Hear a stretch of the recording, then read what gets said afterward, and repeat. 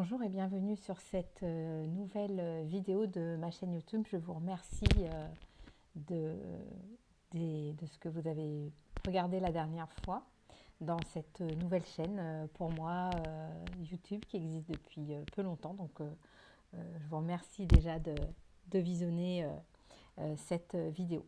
Je viens vers vous aujourd'hui pour vous parler d'un sujet qui est très important pour moi, qui est l'abondance et la notion d'exponentialité de soi, qu'elle soit financière ou dans une vision que l'on a de nous dans notre développement, dans notre expansion, et voir comment cela peut résonner avec la maison et comment la maison pourrait être aujourd'hui un élément concret qui soutient notre expansion et notre abondance.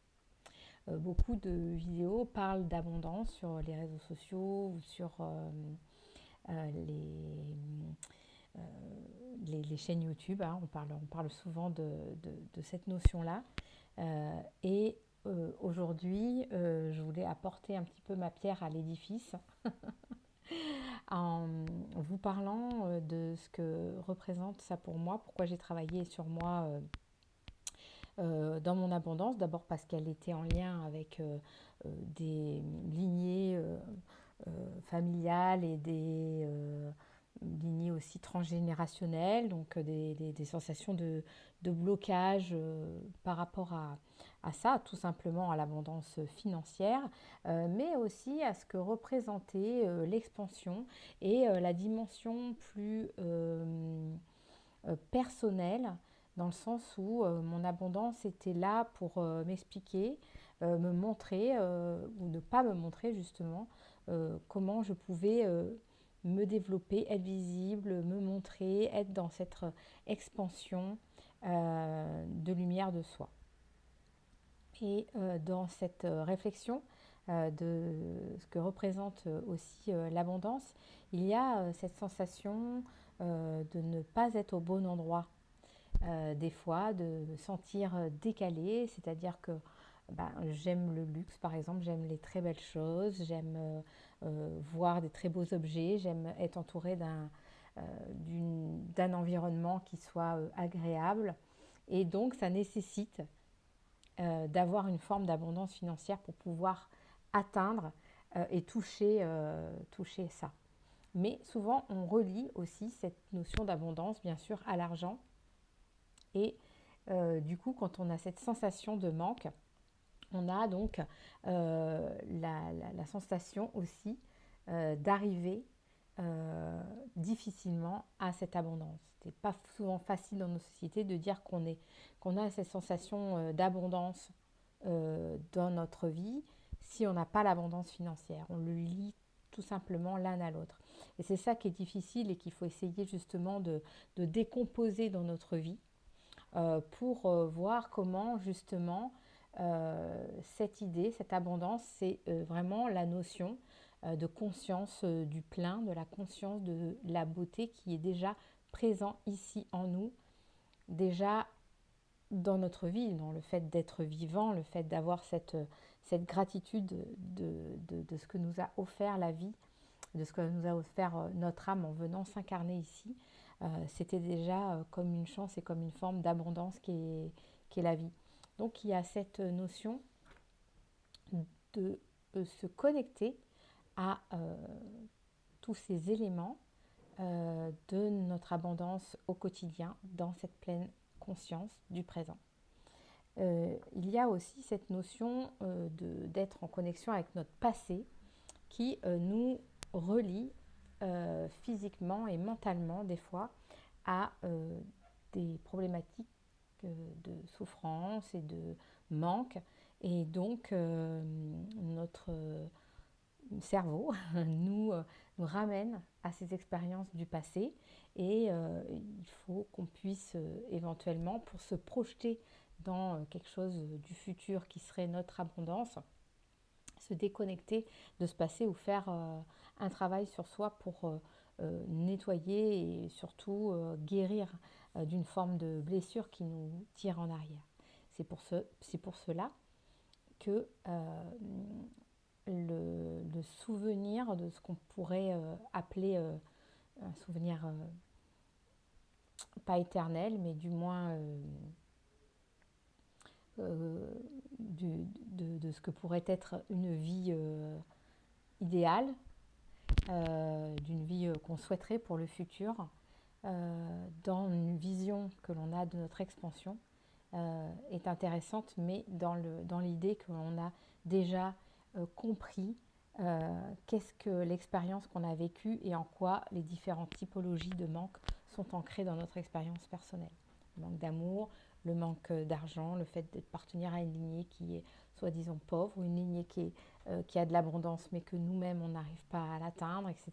Donc voir un petit peu dans nos vies comment ça s'est tissé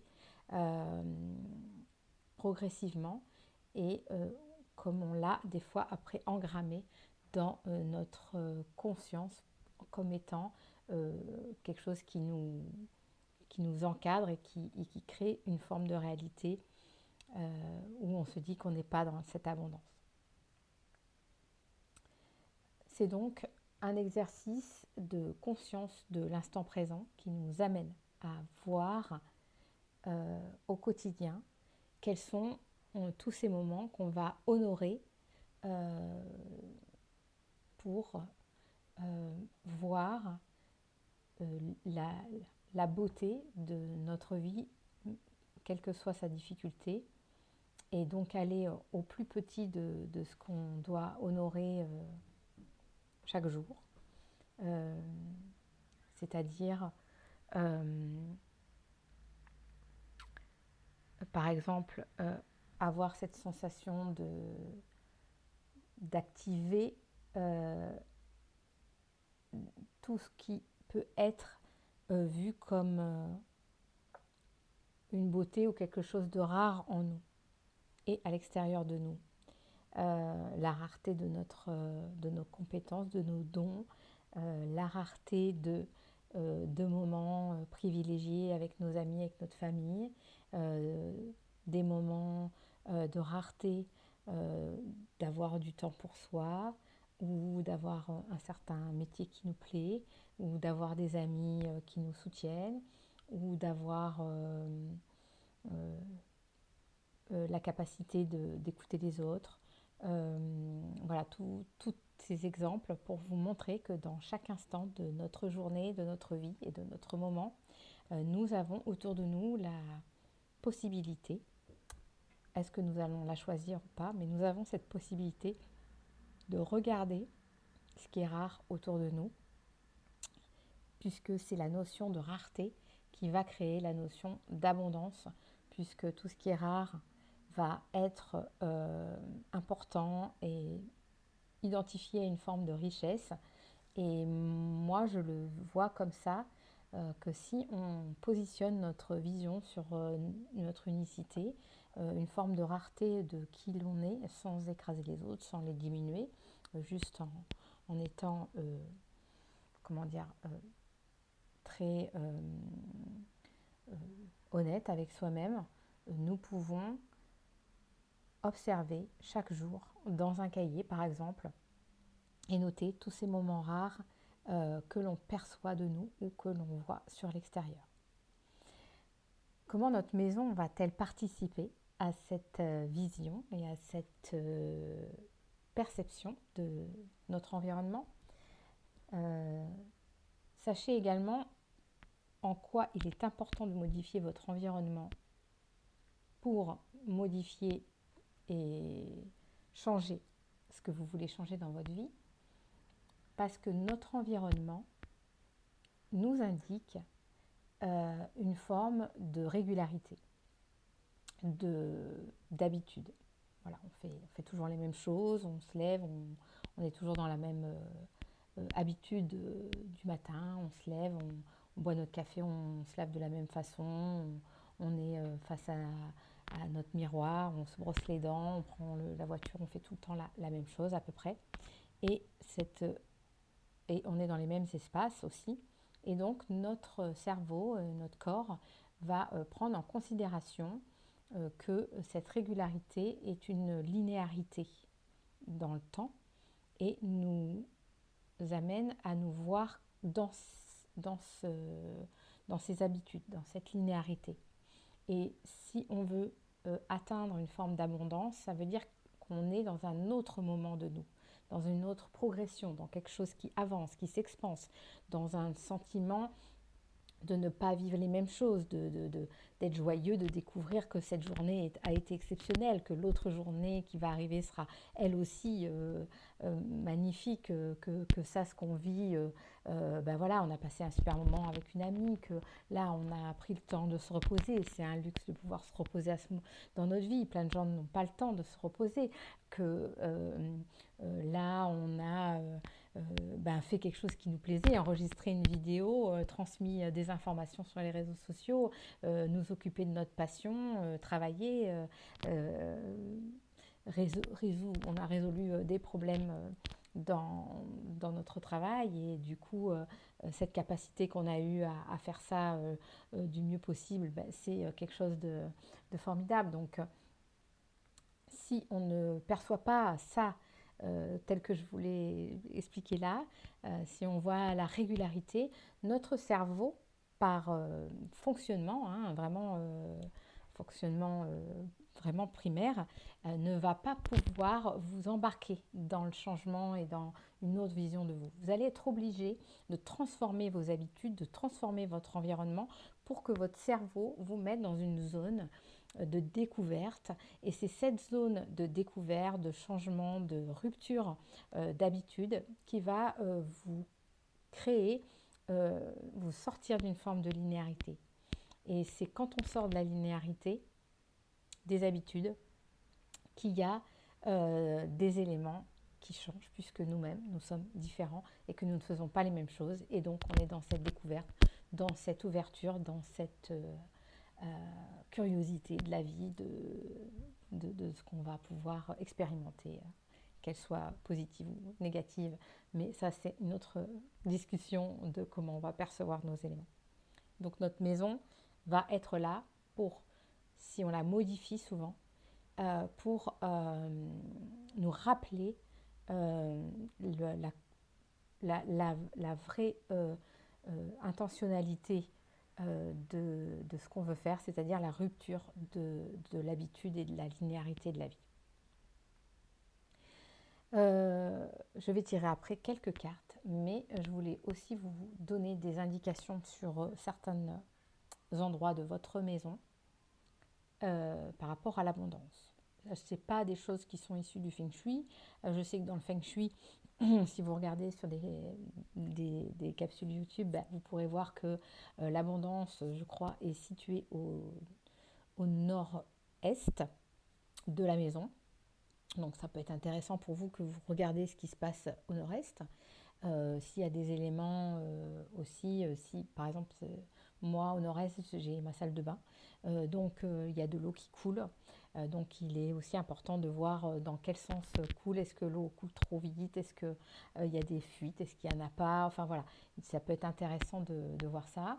Je ne suis pas spécialiste du Feng Shui, mais voilà, je m'intéresse quand même, je regarde ce qui peut être en résonance. Je vous invite aussi à toujours voir, ressentir au fond de vous et vous apporter une réponse intérieure. Est-ce que si je regarde ce qui se passe dans ma zone nord-est, est-ce que ça me parle en tant qu'abondance ou pas? Si à l'intérieur de vous, votre cœur dit non, ça ne m'intéresse pas, il n'y a rien dans cette zone nord-est de ma maison qui fait écho à mon ressenti, laissez tomber. Ne perdez pas de temps à chercher des choses qui ne vous font pas vibrer en fait. C'est ça qui est très important.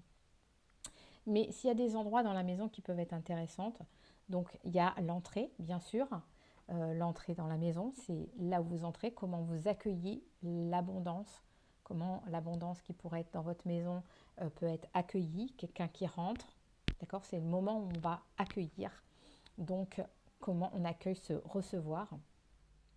Donc dans votre salon, il peut y avoir donc cette notion de comment je partage l'abondance, quels sont les éléments, les fauteuils, les éléments qui vont conférer à être dans ce partage. La cuisine, ça peut être comment je nourris ma vie, quels sont les éléments dans la cuisine qui vont...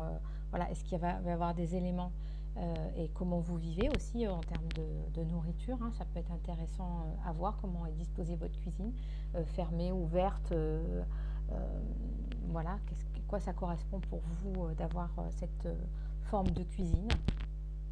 Et dans la chambre, comment je reçois et comment je me repose dans le confort. J'insiste vraiment sur cette notion de dans la chambre. C'est quelque chose qui est très... Je pense que c'est une des premières pièces qu'il faudrait transformer pour moi, parce que je pense que c'est le siège de l'intimité. Et donc, quand on est dans cette notion de transformation personnelle, d'expansion et d'abondance, c'est à cet endroit-là que va se développer notre abondance. Parce qu'il va toujours venir sur un point de notre intériorité. Donc, la première sensation de l'intériorité, c'est vraiment celle qui est liée à notre chambre.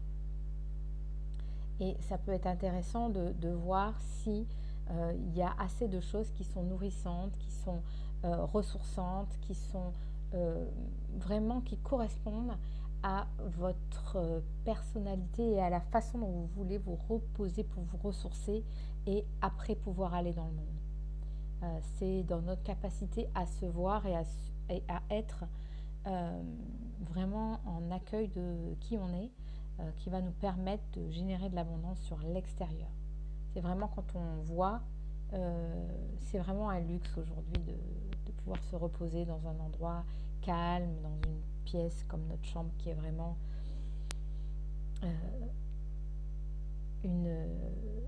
un sanctuaire, un temple sur notre façon de pouvoir après aller dans le monde. Donc je vais tirer juste quelques cartes pour voir un petit peu ce que nous dit l'abondance. Donc je vais me servir un peu des mêmes oracles que la fois d'avant, mais je vous mets les descriptions en dessous, enfin les noms dans la description. Donc il y a l'oracle du Feng Shui. J'ai brassé les cartes avant, mais bien sûr je les rebrasse devant vous. Et ce que je voulais demander à mes cartes et à mes guides, c'est est-ce qu'ils peuvent nous donner une indication sur cette abondance de nos vies, quelle est la meilleure, il y a les ancêtres qui se sont retournés, mais il y avait trop de cartes. Quelle est l'abondance qu'on doit avoir aujourd'hui dans nos vies? Qu'est-ce qui est important comme abondance? Allez, je voudrais une carte pour nous offrir ce moment dans nos vies qui pourrait être intéressant et qui nous permet de voir l'abondance dans nos vies. Alors.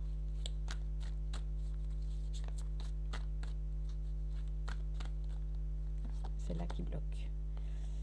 L'enfant, la légèreté.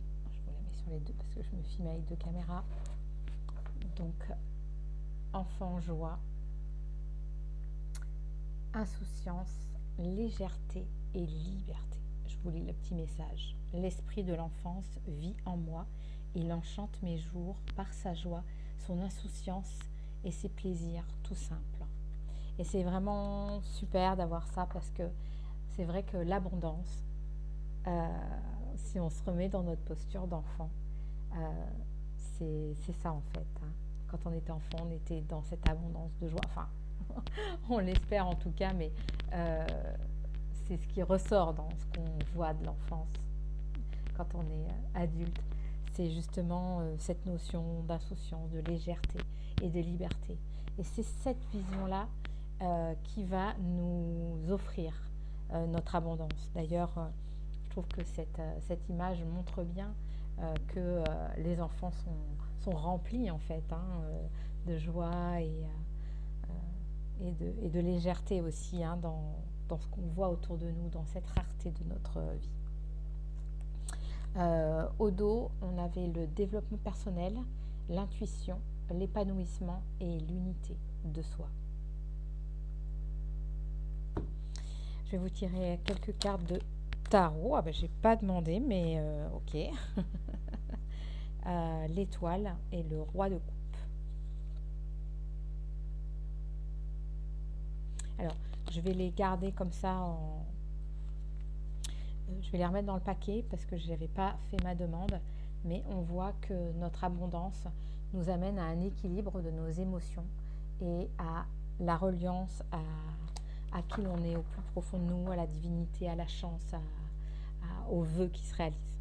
Alors, je voudrais une carte pour notre abondance, savoir si vous pouvez me donner une carte sur quelle va être notre abondance. J'ai une carte qui tombe, mais j'en veux juste une. Pareil. Alors, après cette insouciance, cette légèreté, cette liberté. C'est vrai que la liberté, c'est vraiment une notion. C'est vraiment une notion, la liberté qui nous amène à cette abondance. Parce que c'est vrai que si on réfléchit à sa propre notion de la liberté, qu'est-ce que je fais à ce moment-là? Est-ce que j'ai la liberté de dire oui, de dire non dans ma vie? Ça nous amène cette notion d'abondance. Je pense que la liberté et l'abondance sont vraiment liées. Et ici, on a la carte du fou qui arrive, qui est celle qui n'a pas de chiffre. Enfin, c'est le chiffre 0, mais dans le tarot classique, elle n'a pas de nombre. Et elle représente ici une femme qui se laisse aller de dos, qui fait confiance au cycle de la vie, ici. C'est la fleur de vie, ici.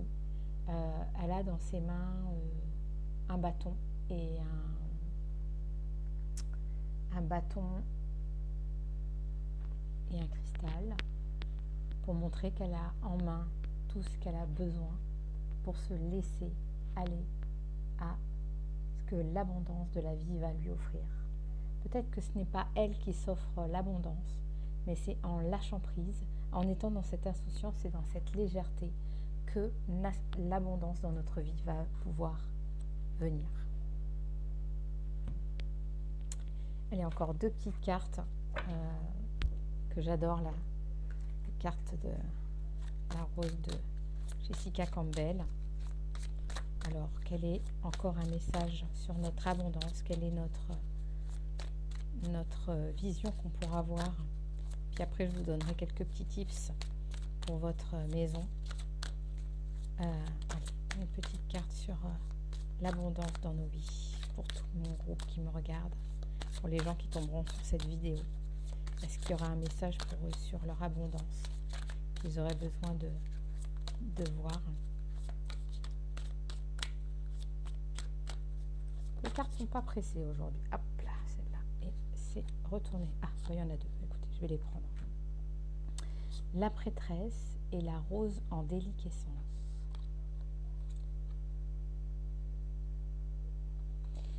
La prêtresse, pas la grande prêtresse, nous dit: comment êtes-vous appelé à vous élever et à révéler votre leadership? Très intéressant sur la notion d'abondance qui nous permet de se dire que c'est nous-mêmes qui nous amènent à comment êtes-vous appelé? Donc il y a ce comment. On va trouver en nous une posture pour nous élever et révéler cette part de nous qui est belle, qui est rare et qui est unique. La rose en déliquescence nous dit: ouvrez-vous de l'intérieur, cela se manifeste pour vous, pas par vous. Cela se manifeste pour vous. Ok. Et je trouve ça magnifique de se dire que l'abondance se manifeste pour nous.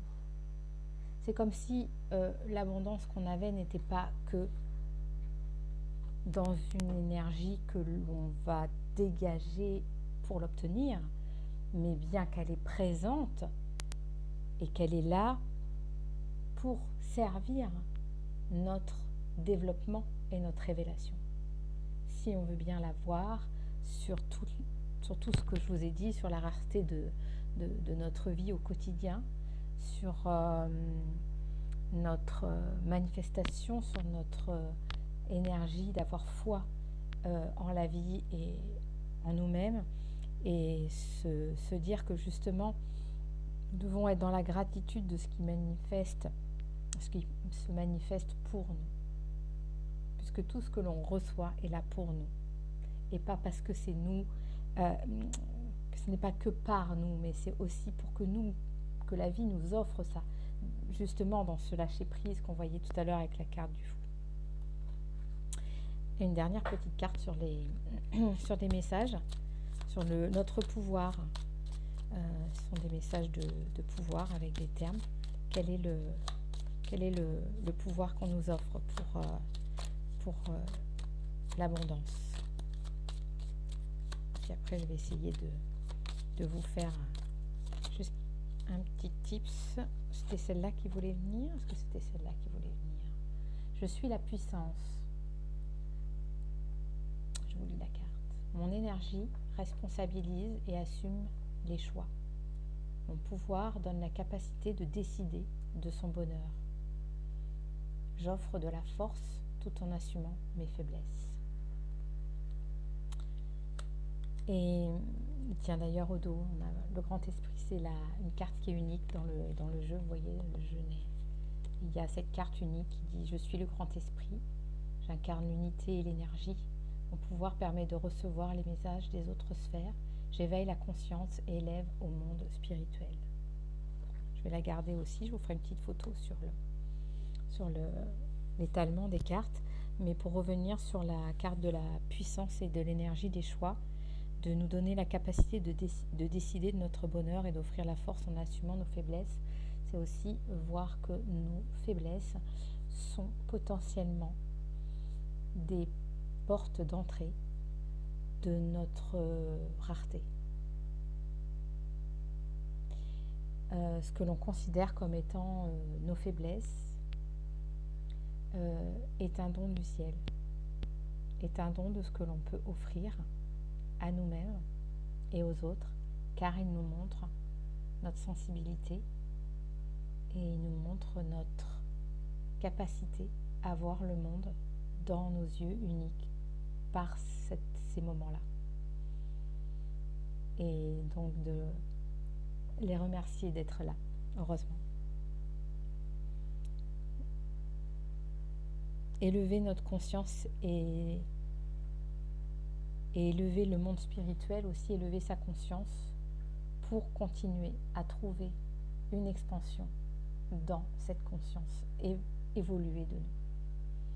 Et donc je vais vous donner un dernier petit tips à faire sur une façon que vous pourriez dans votre maison mettre votre abondance. Je vous propose de trouver un objet autour de vous qui soit doré. Dans les prochains jours, vous achetez une petite chose dorée, vous trouvez un petit caillou, vous le peignez en or avec un petit Posca, avec une petite peinture, ou vous découpez dans un magazine à un endroit où il y a un bijou et donc il y a une petite dorée, où il y a une petite un petit diamant, ou, voilà, vous trouvez un objet qui soit réel ou en image, pas trop petit quand même, si c'est une image quand même, parce que si vous découpez un petit diamant comme ça va pas être facile. Vous allez prendre cet objet et cette image devant vous et vous allez le remercier d'être là dans votre vie. Vous allez lui donner une intention de vous apporter et de vous permettre de voir la beauté qu'il y a en vous et autour de vous. Et vous allez la mettre à côté de vous sur votre table de chevet pendant quelques jours, et tous les soirs et tous les matins le voir, remercier le soir sur ce que vous avez pu voir dans votre beauté autour de vous, et le matin penser à cette beauté et à cette rareté, cette abondance qui est là en chacun de nous, dans chacune de nos cellules, dans chacun de nos gestes et surtout dans le regard qu'on pose, qui est plein d'abondance et de rareté. Merci de m'avoir écouté, et n'hésitez pas à liker si vous avez besoin. Et merci d'avance.